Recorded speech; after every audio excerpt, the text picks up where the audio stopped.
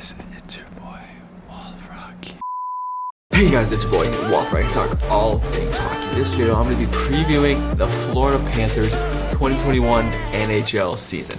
So obviously, I've made about 13 of these videos, so go check them out. Link will be in the description. But yeah, guys, let's go straight into this.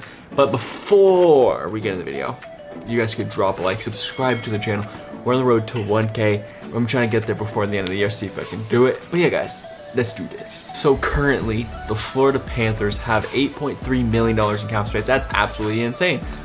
They're a contending team for the Stanley Cup. And they have a lot of cap space, which is very good for them. But yeah, they could sign some people in free agency, even though basically all the good players are gone. But other than that, they can still make some trades and don't have to trade anyone else for cap space. But yeah, it's looking good right there. And same with the draft picks. They have every single one of them going into the next year, so it's perfect. But yeah, let's get straight into these forwards. The first forward here is going to be Jonathan Huberdeau. He's very good, obviously 27 years old, $5.9 million for 3 more years. He's very underrated. His contract is super low for him. Very team-friendly deal, but he should be making way more than that since he averages around like 70 points a year if he stays healthy, obviously. But he's a really great player, very underrated in my opinion, but it is what it is when you play in Florida. Now the second player on the team is going to be Alexander Barkov, the captain of the team. $5.9 million as well for only 2 more years. So obviously he used to be very underrated. His contract was really low for him. Very team-friendly deal once again. Obviously he will be getting his money once his contract's over, but he's a very good player. Obviously he used to be underrated, like I said before, but now everyone knows he's very good and he's very respected around the league, and he's a great player and will be for a long time. Now there's gonna be Patrick Hornquist, $5.3 million for 3 more years at 33 years old. Obviously just got traded from the Penguins to the Panthers, so he's a good player. He's obviously declining since he's getting older, but he's still good and can still help the team out. He's a good pest, not as much as like Marchand and Kachuk, all that stuff, but he's very good in front of the net. That's where he makes his money right there. He's a absolutely nasty power play guy in front of the net. Just in general, great player, good teammate to have for sure. Then we go to Brett Connolly and Frank Vatrano. So I'm doing both these guys at the same time because they both are basically not the same player, obviously, but they do the same thing. They both average around 30 to 40 points a year, which is very good. The contract's about the same, 2.5 and 3.5. Very good players. They're depth players. None of them are superstars, all-stars, but they're good, very good depth that can put up 40 points, which any team would really want, and it's very good that the Panthers have these guys. Then we go to Alexander Wenberg, who they just signed from free agency. He's there's a steal of a contract in my opinion. It's just a bridge deal because I really don't know what he's going to do in his future, but it's not a big risk at all to take. He's a good player.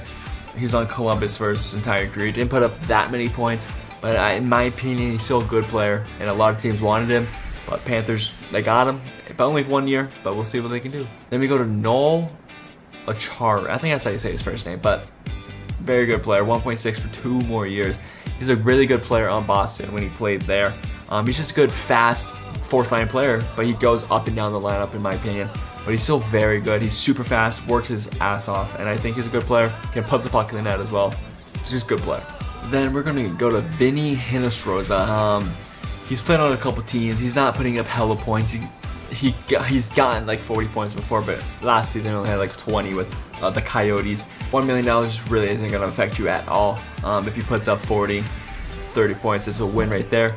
But other than that, really not much about him. Let's hop onto the defense here. We'll see how they look. So first, we're going to go to Aaron Ekblad. I know a lot of people think he's a bust or the worst first overall pick in NHL history. Like he's obviously not an Erik Karlsson back then, a Brent Burns, Victor Hedman, but he can hold himself down. $7.5 million for 5 more years. This guy's pretty damn good, but he's not an all-star, but he's still elite. But he's a good number one. He's a good number one to have. 7.5 for 5 more years. Still young, very young. So he's not a terrible player to have at all. We go to Keith Yandel. This guy's still very good at 34 years old. 6.3 for 3 more years. He's very good. It's absolutely crazy that he can still put up around 50 points a year every season. It's absolutely crazy at 34 years old, but hey, he's still doing it. But one of these years is going to go down, but hopefully that doesn't ruin the Panthers defensive end. But other than that, those 2 guys are very good. Then there's Anton Strawman, very good veteran player, 5.5 for 2 more years. It's a bit much for him, but he's not going to be putting up that many points, but that's not what he's here for. He's a good veteran presence. He's a good lockdown D-man that can stretch the puck and do all this kind of stuff, but putting up points is really not in his game, but it is what it is. He's a good guy to have. Then there's Mackenzie Weegar, $3.2 million for 3 more years. He's not putting up that many points either, but he's still young, so he could grow his scoring touch through those years. But other than that, he's a good depth D-man for now. I expect him to get up to like a very good D-man level, an elite level, but I don't know about all-star or anything like that, but I think he can be a very good D-man in the league. Then they just picked up Ratko Gudas, $2.5 million for 3 more years. He's a good player. He's underrated in my opinion. He's very pesty. He can hit. He's very physical, but he's still a good D-man at the same time. But trust me, he's a good D-man, especially being the physical is always a good guy to have. He can protect all his teammates. He can fight. He can do all that stuff. He's a good teammate to have for sure. But then we hop down to the goalies here. This is where it gets iffy, but if it goes good, it goes good. We have Sergei Bobrovsky and Chris Driedger. Do not forget that you have Sam Montembeault down in the minors or whatever you have him right now, but he's a good goalie. But Sergei Bobrovsky, $10 million for 6 more years at 32. It's not a very good contract for him, obviously, but I do think that if he gets back to his Vezina trophy winning self, then Panthers will go far, 100% making playoffs if Bobrovsky plays at his Vezina caliber that he can. But who knows, he did not play good that season, so I'm expecting him to have a good next season. I am actually expecting him to be very good next season, because usually NHL goalies who are very good do not have 2 bad seasons in a row. So I'm expecting him to do very good. Maybe not win the Vezina, but I think he's going to be in the conversation for sure, and I think the Panthers will go far with him. And there's Chris Driedger. Whenever he plays, it's not bad. He has good save percentage, good goals against average.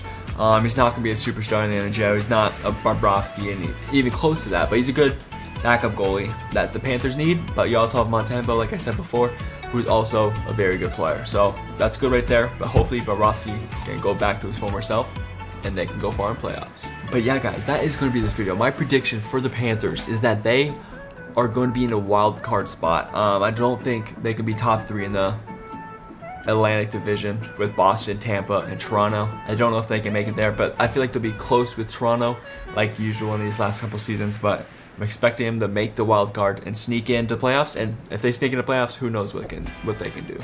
But thank you for watching. If you guys did enjoy it all, you can drop a like, subscribe to the channel. We're on the road to 1K, and you can join the Wild family. It'd be much appreciated. Thank you, and I'll see you guys in my next video.